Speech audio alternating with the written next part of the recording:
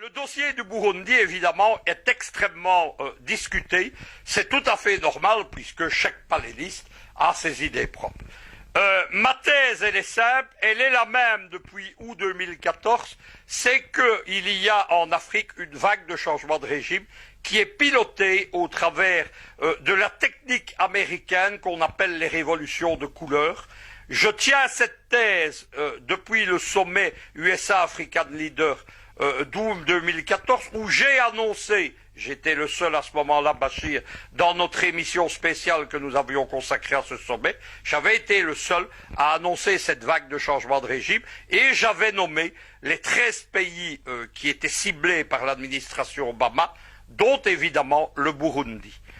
Évidemment, je n'ai pas une vue qui est une vue locale du problème ou nationale, je le vois dans sa globalité et donc au travers d'un grand mouvement de changement de régime comme l'a été aussi le soi-disant printemps arabe et qui concerne donc ces 13 pays africains.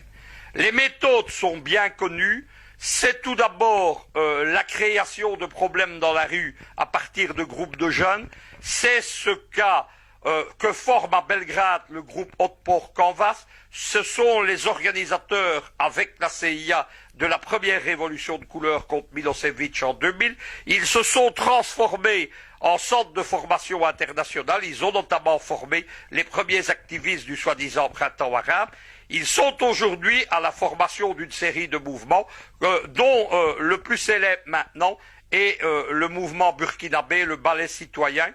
On sait, et j'ai publié des documents vidéo l'établissant, il y a également des enquêtes de journalistes russes et africains, on sait que derrière il y a les vitrines légales de la CIA, que sont la NED, National Endowment for Democracy, et la NDI, le National Democratic Institute. Il y a aussi et surtout les réseaux du milliardaire Soros, le financier des révolutions de couleur, qui agit de deux façons, en organisant et finançant ces mouvements de jeunes manipulés. Soros est d'ailleurs apparu publiquement il y a quelques jours au milieu de représentants d'une série de groupes et Soros intervient également au travers de son International Crisis Group, l'ICJ, dont les experts produisent des rapports manipulés pour déstabiliser les régimes africains et également interviennent comme experts, notamment lors de la tentative du coup d'État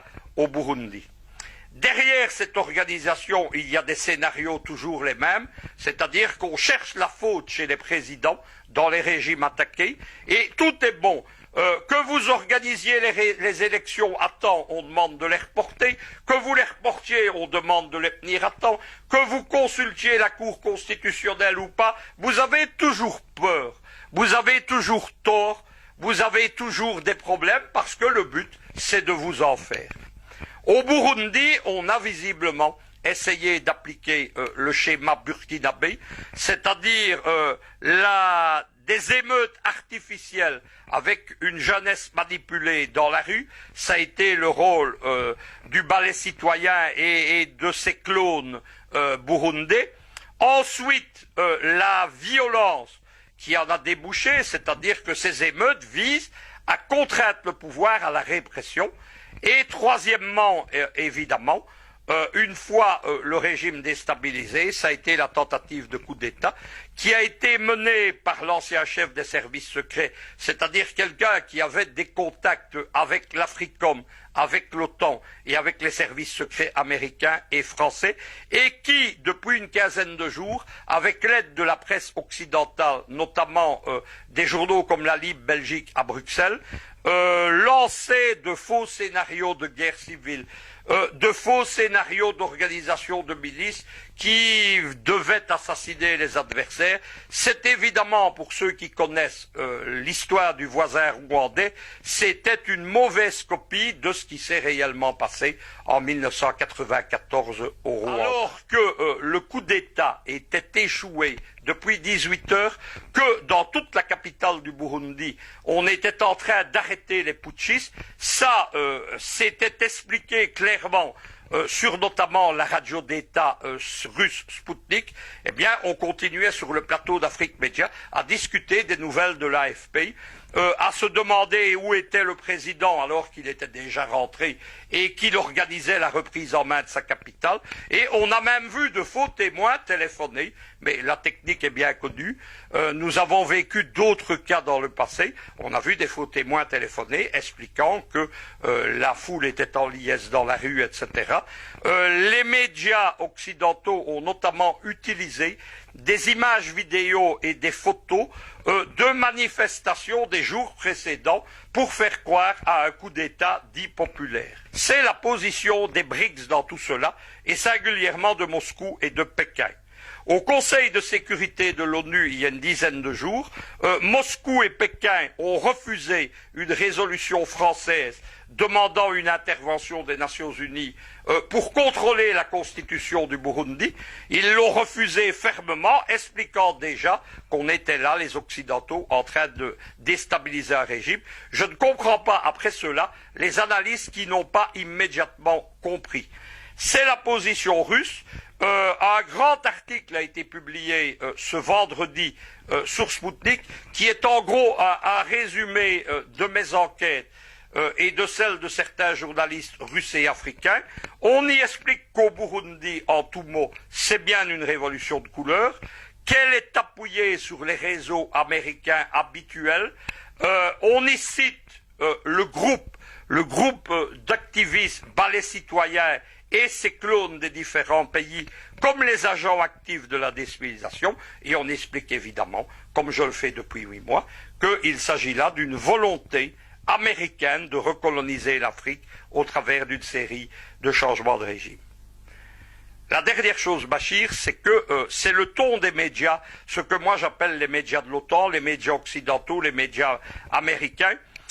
On est dans la manipulation la plus totale. On l'a vu à l'occasion du coup d'État, puisque des journaux, l'AFP, la Libre Belgique à Bruxelles, Libération, etc., expliquaient que le coup d'État avait réussi, etc., alors que c'était un échec, diffusaient des documents manipulés et ont donc tenté de prendre l'opinion publique européenne, mais aussi africaine, pour des idiots. Ça a très peu marché. Il suffisait de voir d'ailleurs les appels sur Afrique Média vendredi pendant le débat du soir pour voir que les téléspectateurs, en tout cas ceux d'Afrique Média, n'étaient pas dupes.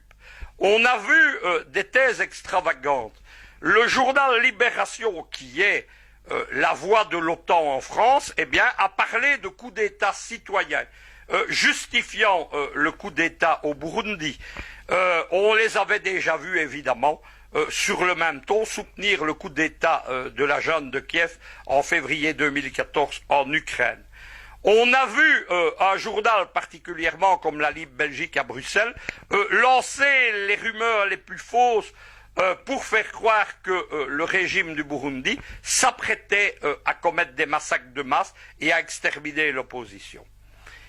On voit surtout le vocabulaire issu de la guerre froide et qui est employé par les Américains contre ses ennemis être employé. On parle maintenant dans les journaux de l'OTAN du régime burundais. Ça, c'est tout à fait nouveau et ça démontre évidemment de qui il est la cible et qui est à l'œuvre dans ce pays. Visiblement, en tout cas au niveau de Pékin ou de Moscou, on soutient le régime du Burundi, on trouve légitime sa candidature, c'est ma position également. Je pense que choisir entre un mauvais président ou un fantoche au service des Américains, ou un de ces officiers qui sont aussi des fantoches et qui aura la réalité du pouvoir, eh bien, dans ce cas-là, je choisirai toujours le président africain parce qu'il reste un Africain.